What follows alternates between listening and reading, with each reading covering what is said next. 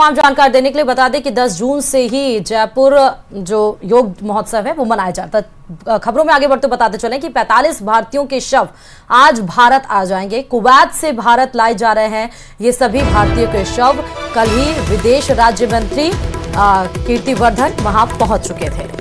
तो देखिए, वायुसेना का विशेष विमान जो है वो शव ला रहा है। विमान से 45 भारतीयों के शव लाए जा रहे हैं। विदेश राज्य मंत्री कीर्तिवर्धन भी विमान में सवार और थोड़ी ही देर में कहा जा रहा है कि कोची जो है पहुंचेगा IAF का विमान। तो कुवैत अग्निकांड में 45 भारतीयों की मौत हुई है, ये जानकारी आपको दे रहे हैं। आपको बता दें कि कुवैत में घायलों से जो है विदेश राज्य मंत्री जो है उन्होंने मुलाकात भी की है। तो भी हम आपको ये टीवी स्क्रीन पर दिखा रहे हैं, बड़ी जानकारी आपको दे रहे हैं। 45 भारतीयों के जो शव है वो आज भारत आएंगे। बता दें कि कुवैत अग्निकांड ने सबको देश भर में हिला के रख दिया, जहां पर बताया जा रहा है कि 6 मंजिला वो रिहायशी इलाके में सुबह 4:15 बजे जब सब नींद के आगोश में थे तभी बेसमेंट में किचन में रखे सिलेंडर में ब्लास्ट हुआ। ब्लास्ट इतनी तेज था कि वहां पर उस बिल्डिंग में 160 प्रवासी कर्मी थे जिनको निकलने का मौका नहीं हुआ। यहां तक कि बचाव जो वर्कर्स थे उन्होंने ये बताया कि तंग रास्ते होने की वजह से भी लोग नहीं निकल पाए, जिसमें 50 लोगों की मृत्यु की खबर आई थी। 45 लोगों की पुष्टि हुई जिसमें भारतीय हैं। उसके बाद प्रधानमंत्री नरेंद्र मोदी ने इस पर बैठक भी ली। 2-2 लाख रुपए मुआवजा देने की बात भी कही गई थी। विदेश राज्य मंत्री कीर्तिवर्धन वहां पर पहुंचे और विशेष विमान के जरिए उन सभी के शव को भारत लाया जा रहा है। फिलहाल कुवैत के अग्निकांड से इस बड़ी खबर, 45 भारतीयों को आज अपने देश लाया जा रहा है। और बड़ी जानकारी आपको दे दें, 3 जुलाई से भजनलाल सरकार का बजट सत्र शुरू होगा। 10 जुलाई को भजनलाल सरकार अपना पहला पूर्ण बजट पेश करेगी। बताते ये भी चले कि राजस्थान के 16वीं विधानसभा का दूसरा सत्र होगा। विधानसभा स्पीकर वासुदेव देवनानी की अध्यक्षता में सदन की कार्यवाही शुरू होगी और इसके लिए सर्वदलीय बैठक भी आयोजित की जाएगी। तो 3 जुलाई को सदन में शोकाभ्यक्ति होगी और आपको बता दें कि 10 जुलाई को बतौर वित्त मंत्री दिया कुमारी बजट पेश करेंगी और इसके बाद अगले 3 दिन बजट पर बहस होगी और राज्य सरकार की ओर से सदन में जवाब पेश किया जाएगा और इसके बाद 8 बैठकों में कई विभागों से संबंधित मांगों पर सदन में चर्चा के बाद पारित होगी। तो विधानसभा के बजट सत्र में इस बार कांग्रेस हमलावर रहेगी। बजट सत्र के दौरान गहलोत सरकार की योजनाओं को आगे जारी रखने या फिर बंद करने के मुद्दे पर भी तनातनी होगी, क्योंकि इस पर सब कमेटी भी बना दी गई है मुख्यमंत्री भजनलाल सरकार के द्वारा कि जितने भी जिले बनाए गए थे, जितने भी संभाग बनाए गए थे, उसका भी निरीक्षण किया जाएगा। भजनलाल सरकार इस पर सदन के भीतर अपना रुख साफ करेगी कि आखिर ऐसा क्यों किया जा रहा है। बिजली पानी सहित कई मुद्दों पर कांग्रेस घेरने की कोशिश करेगी। बजट की तैयारी तेज हो गई है। 16वीं 3 जुलाई से यह बजट सत्र शुरू होगा। नई भर्तियों की घोषणा होने के आसार बताए जा रहे हैं, क्योंकि मुख्यमंत्री बनते ही भजनलाल सरकार ने कई सारी घोषणाएं की थी। अंतरिम बजट में कई सारी घोषणाएं की गई थी, लेकिन चुनाव आयोग लग गया था, आचार संहिता लग गया था, तो धरातल पर उतारा नहीं गया था। भरसक संभावना यह जताया जा रहा है कि इस बजट में उसको लागू करने की बात कही जाए। और बात अब दबंगों की, दबंगई की कर लेते हैं, जहां आबू रोड में फिल्मी अंदाज में दबंगई का मामला सामने आया है। दरअसल अन्नपूर्णा रसोई में दिन दहाड़े गले से पैसे निकाल करके लोगों को धमकाने का मामला सामने आया है और खुलेआम तलवार लहराते दबंगों की ये जो करतूत है वो सीसीटीवी में कैद हो गई है। हालांकि इस दौरान लोगों ने सूझबूझ का परिचय दिया और आरोपियों को पकड़कर पुलिस के हवाले कर दिया, लेकिन इस घटना से इलाके में खौफ जरूर मच गया है। आप तस्वीरें भी देख सकते हैं, आबू रोड की ये तस्वीरें हैं जहां तलवार लेकर अन्नपूर्णा रसोई पहुंचा था ये दबंग।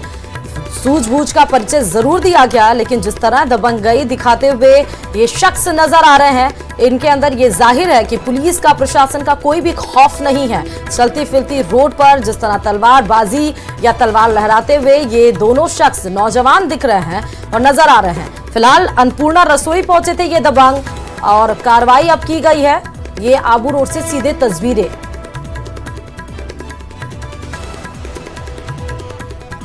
सरकार द्वारा चलाई जा रही योजनाओं पर भी अब गुंडागर्दी का साया मंडराने लगा है। आज आबू रोड में संचालित अन्नपूर्णा रसोई के अंदर गुंडागर्दी का एक मामला सामने आया। यहाँ कुछ बदमाशों द्वारा धारदार हथियार से, तलवार से संचालकों पर हमला किया गया। और ये घटना को बहुत ही गंभीरता से लिया जाए।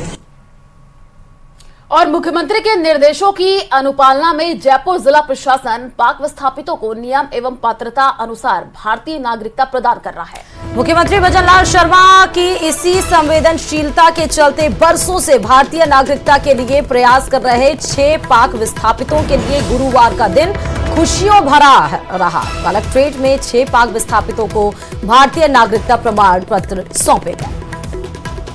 जयपुर जिला प्रशासन द्वारा अब तक कुल 325 पाक विस्थापितों को भारतीय नागरिकता प्रदान की जा चुकी है और अरसे बाद नागरिकता प्रमाण पत्र मिलने पर शंकर लाल ने मुख्यमंत्री का आभार भी जताया है। तस्वीरें हम आपको टीवी स्क्रीन पर दिखा रहे हैं। देखिए, ये तस्वीर आप देख पा रहे हैं। पाक विस्थापितों का बरसों का जो इंतजार है वो खत्म हुआ है और साथ ही ये कहा कि आज कई सालों का लंबा इंतजार खत्म हुआ है। तो 6 और विस्थापितों को ये नागरिकता, तस्वीरें भी आपके टीवी स्क्रीन पर है। जयपुर से ये तस्वीर हम आपको दिखा रहे हैं। आप देखिए, अब तक 325 पाक विस्थापितों को नागरिकता मिल चुकी है। और राज्य मंत्री ओटाराम देवासी की फोटो लगाकर फेसबुक सोशल मीडिया प्लेटफॉर्म पर फर्जी ग्रुप बनाकर 80,000 लोगों को ग्रुप से जोड़ने और उसमें अपमानजनक सामग्री अपलोड कर छवि खराब करने का मामला सामने आया है। हालांकि राज्य मंत्री ओटाराम देवासी के निजी सहायक ने इस मामले में सिरोही साइबर थाने में रिपोर्ट दी है, लेकिन इस मामले में अभी जांच जारी है। इस मामले में राज्य मंत्री ओटाराम देवासी का ये कहना है कि उन्हें ये बात कुछ लोगों ने ध्यान में लाई, जिसके चलते साइबर पुलिस थाना सिरोही में रिपोर्ट दर्ज करने के लिए दी गई है।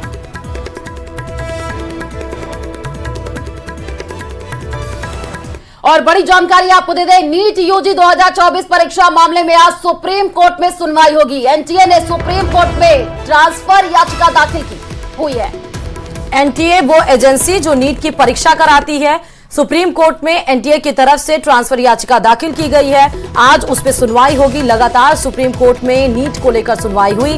कल सुप्रीम कोर्ट ने अपना रुख साफ कर दिया था कि काउंसलिंग नहीं रुकेगी, लेकिन जिनको ग्रेस मार्क्स मिले थे, जिसमें कि 6773 बच्चे थे, 53 बच्चे थे, जिनका एग्जाम फिर से होगा, दोबारा किया जाएगा और तारीख 23 जून तय की गई थी। अब एनटीए ने अलग अलग उच्च न्यायालयों में नीट यूजी परीक्षा के खिलाफ लंबित याचिकाओं को सुप्रीम कोर्ट में स्थानांतरित करने की मांग की है।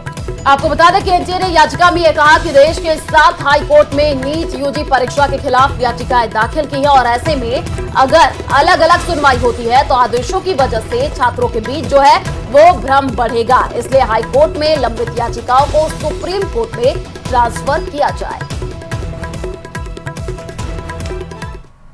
और ये बड़ी खबर भी नीट से जुड़ी हुई ही है, क्योंकि नीट मामले में बिहार पुलिस का एनटीए पर आरोप है। पेपर लीक मामले में जांच में सहयोग न करने का आरोप लगाया गया है।